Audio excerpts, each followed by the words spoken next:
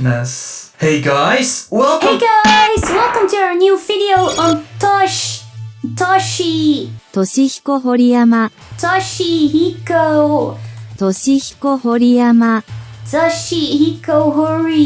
If you're going to be doing this opening bit, you should at least know how to pronounce his freaking name. Hey, at least I tried. I'd like to hear you pronounce his name. Alright then. So, Mr. KRSK Yeah, really, you're gonna use his alias now? is a composer mostly known for his work on various Capcom games. If you're a Megaman fan, then you'll probably know him as the guy behind the Mega Man X4 soundtrack. He has also composed the iconic password theme from X1.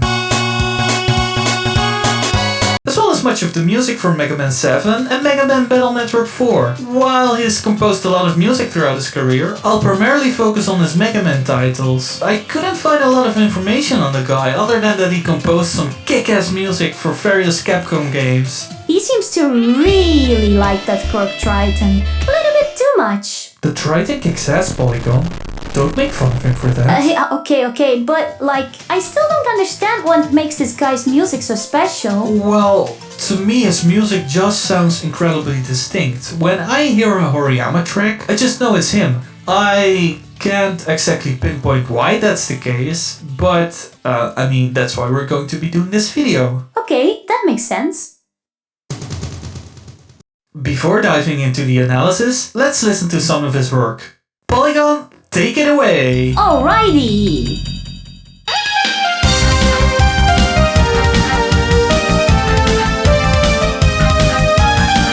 This action-packed banger is Sky Lagoon from Mega Man X4. It has many layered synth sounds that make up its full and powerful sound.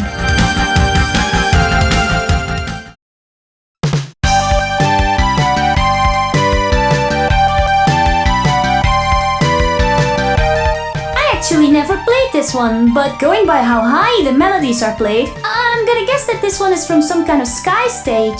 It's Cloudman stage, so yeah, you got that right. It's quite beautiful.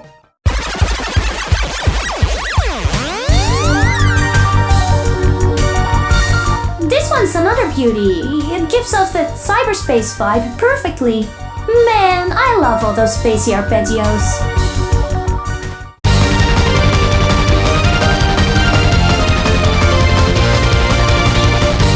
Another action-packed banger. The over-the-top melody is just straight up fire!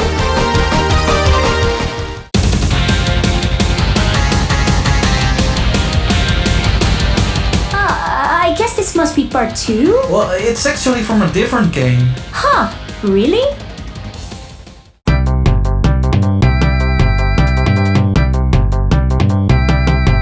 Oh, this is a pretty cute little song. Whose theme is this?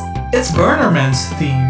Wait, what? How is this Burner Man's theme? I think it fits perfectly. Doesn't it capture the feeling of wanting to scorch everything in your path to a crisp? Burn, foolish humans!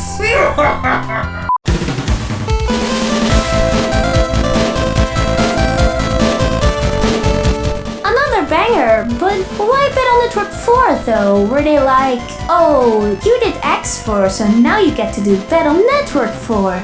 Speaking of X4, for this one he wanted to focus less on melody and more on atmosphere. Or in his words, he was writing thinner melodies. Some examples of this are the Jungle stage, which must be Web Spider stage, and the Cloud stage, which must be Storm Owl stage. But where are the clouds? Maybe he's referring to Cloudman stage from Mega Man 7. Well, maybe he got the two games confused. Anyway, these thinner melodies seem to piss off Keiji Inafune, his boss at the time, who insisted Horiyama added more melodies. So Horiyama had to do much of his work again from the start. He had to start all over again? That's insane! Well, I don't think he had to redo everything. It was still a lot of work. But maybe it was for the better, since I quite like the melodies in Mega Man X4's music. I don't think they're the best melodies ever written, but the game wouldn't feel the same without them. When composing emotionally charged music, there's a danger in the music becoming cheesy. It's like walking a fine line, but to me, Horiyama manages to walk this fine line perfectly. There are times when I listen to his work and I think to myself, can this be considered cheesy? Are the melodies too much? But the longer I listen to his work, the more I get sucked into it, and the more he convinces me that it's actually pretty epic sounding.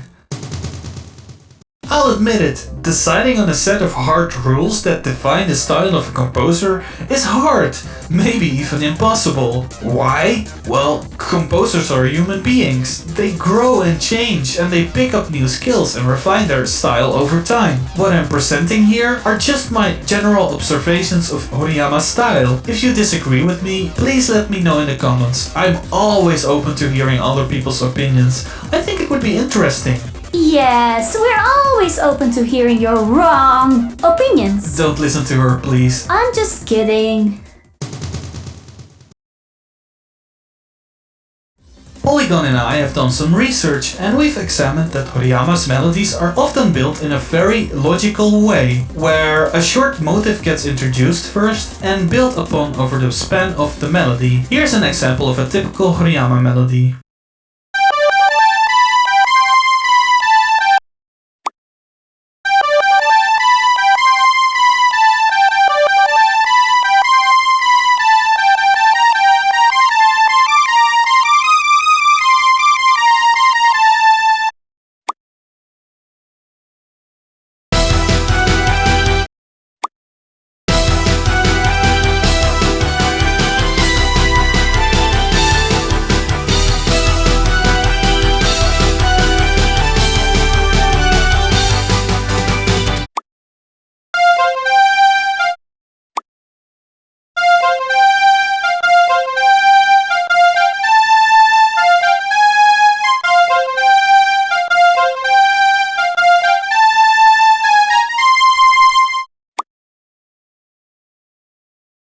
What I've also observed is that Horiyama often likes to start his melodies a bit later than on the first beat.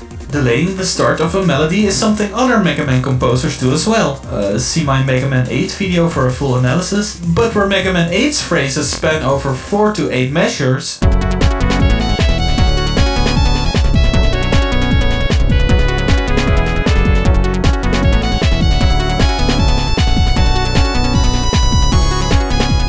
Horiyama's phrases are a lot shorter, usually not exceeding 1 or 2 measures.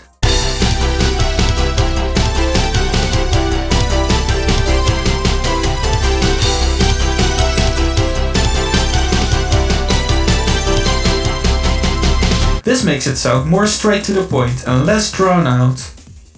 In some pieces, Horiyama likes to make extensive use of the call and response technique. The response melody is often played using a big fat synth brass sound, which I think is a typical characteristic of his style.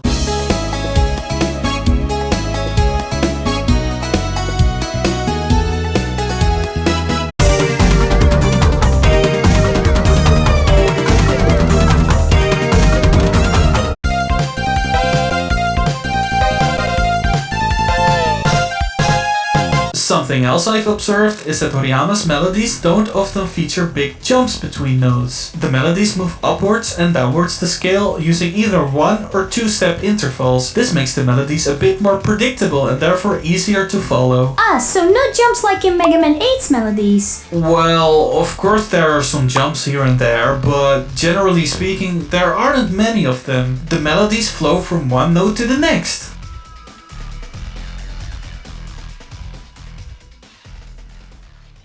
It took me a while, but after listening to his works a couple of times, it struck me that there's a real lack of flourishes in the melodies. They're all quite straightforward. No, it kinda sounds like you don't like his melodies. Oh, no, don't get the wrong idea. Simplicity isn't always a bad thing, you know? And in this case, I think that having many flourishes would overcomplicate things and take away from the raw energy.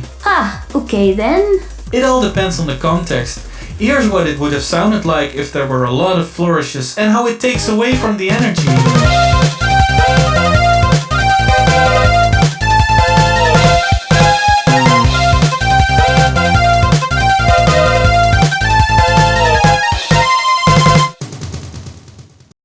To get a better idea of the way Mr. Horiyama writes chords, we can compare the Battle Network 4 title theme, which he composed, with the Battle Network 5 title theme, composed by Akari Kaida, the latter being essentially a reworked version of the former.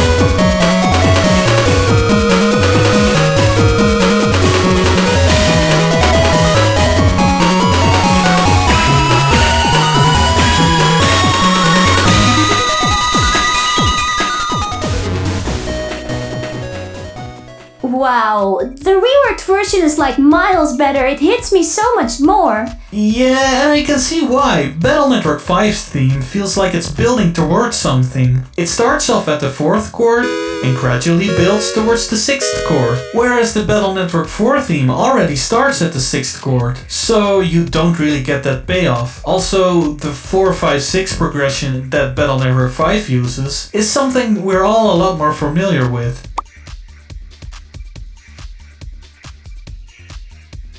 It's everywhere! In pop music,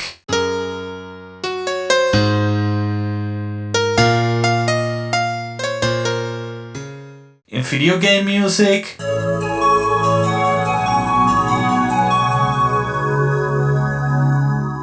in your favorite anime,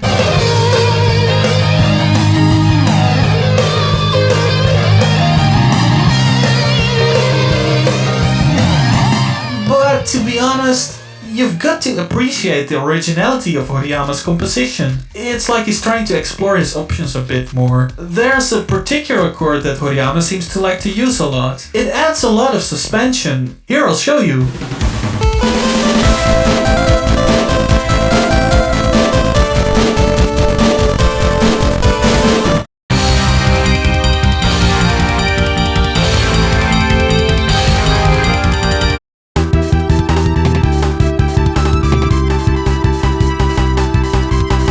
In my opinion, when examining the chord progressions in Horiyama's work, I found that his compositions just sound a lot more explorative, less relying on preset chord progressions. So, relying on preset chord progressions is a bad thing?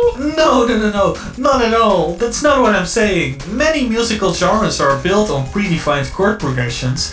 I just appreciate that Horiyama tries to come up with something that sounds a bit more original. However, that being said, there are still a couple of typical chord progressions that can be found in his music. For example,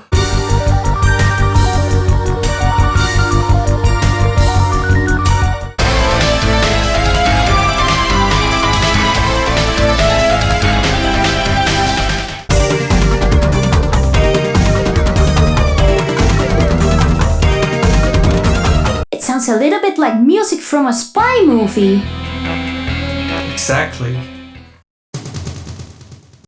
Next up, Polygon and I have examined the bass lines. Yes, and they're pretty catchy. While not as virtuous as Mega Man 8's bass lines, they're quite rhythmic and work well together with the beat. These rhythmic bass lines have the effect of really driving the track forward.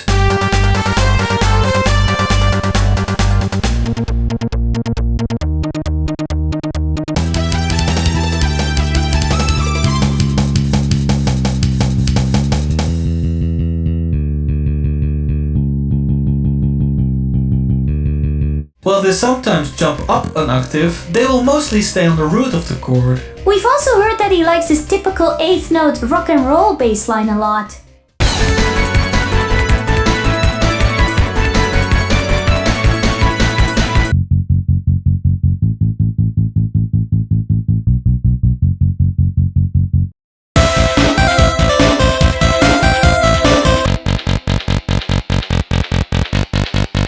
As you can hear, the notes are quite short and muted, which gives the start of the note more impact.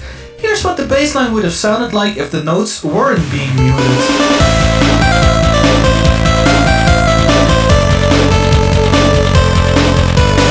Not as catchy, right? Moving on to the drums, I think they're mostly inspired by rock music and pop rock music. They're often quite straightforward and fulfill their purpose, but sometimes Horiyama likes to put snares where kicks conventionally go. And he even puts snares on every single beat sometimes. Isn't that wild? Yeah.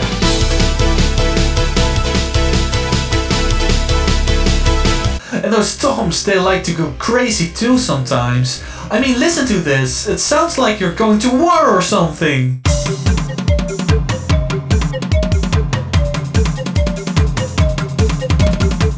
There are moments where the drums really stand out, but all in all, I wouldn't say that the drums are what defines Horiyama's style.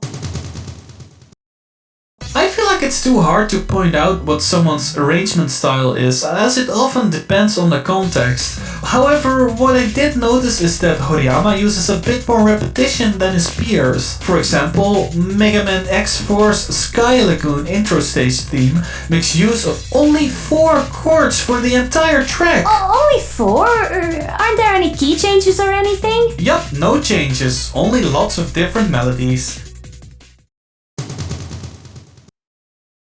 Before we conclude the video, we're going to be playing a little game called Horiyama or Not, wherein a couple of audio segments will be played back. It's up to you, yes, you, the viewer, to guess the ones that are composed by Mr. Horiyama.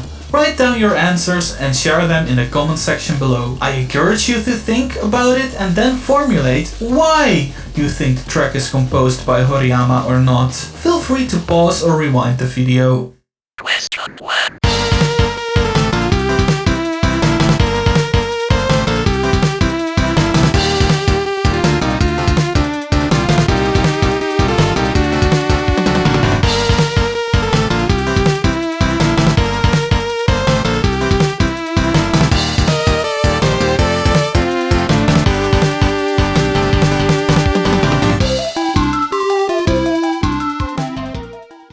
Question 2.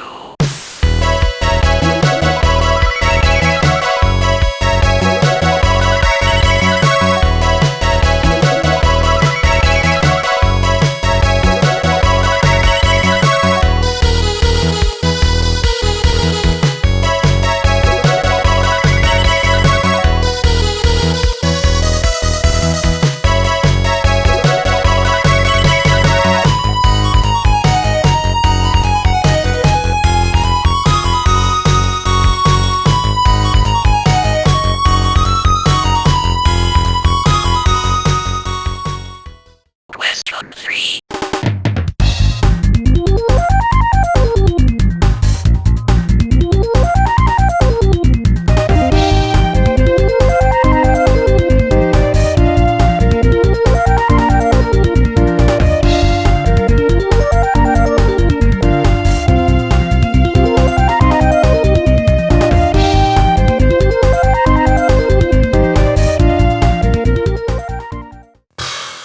Okay, I've gotta say, this was a pretty difficult video to make. I was often questioning myself as to whether I was telling the truth or just overgeneralizing. While it's easy to say that this and that defines this composer, I understand that something like defining a composer's style is a lot more nuanced than that.